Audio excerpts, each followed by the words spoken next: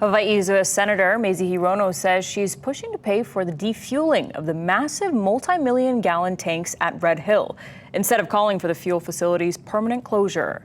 KITV4's Paul Drews reports she's also pressing for compensation for residents and businesses impacted by contaminated water. Paul.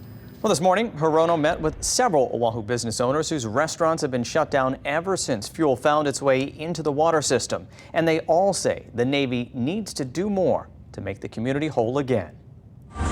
This is what the food court at the Navy Exchange has looked like since December, when contaminated water forced these fast food restaurants to close and cost businesses a lot of money. December is one of our best months, probably our third best month, and January and February, even though it's colder, it's still actually pretty decent months, so it's well into the six digits. So.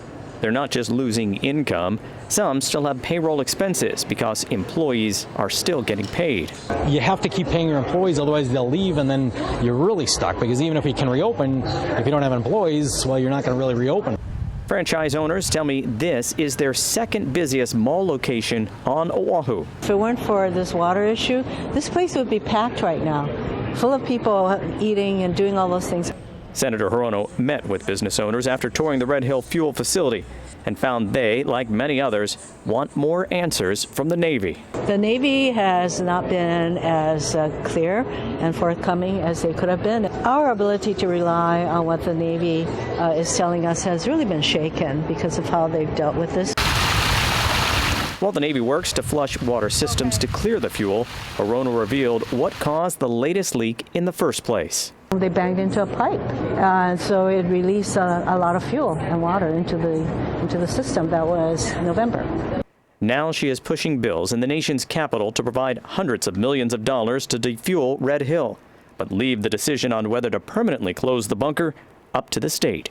I will be putting in language that will not enable the Navy and the Department of Defense to continue operating Red Hill without a state of Hawaii permit.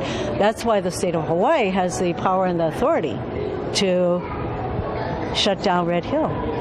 She would also like to see families and business owners, even ones from surrounding areas not under contract with the Navy, compensated for their hardships during this contamination shutdown, while those waiting to reopen say they need a Navy contact to simply keep them informed of latest developments because they're not able to reopen immediately after the water system is deemed safe. I have to order my stuff from the mainland, and then it gets shipped out, and so we need a 3-week lead time for that. You know, you're about to open, so I do an order, and then, oh, sorry, we're not going to open, and I got a big order that comes in, and I got to store that somewhere.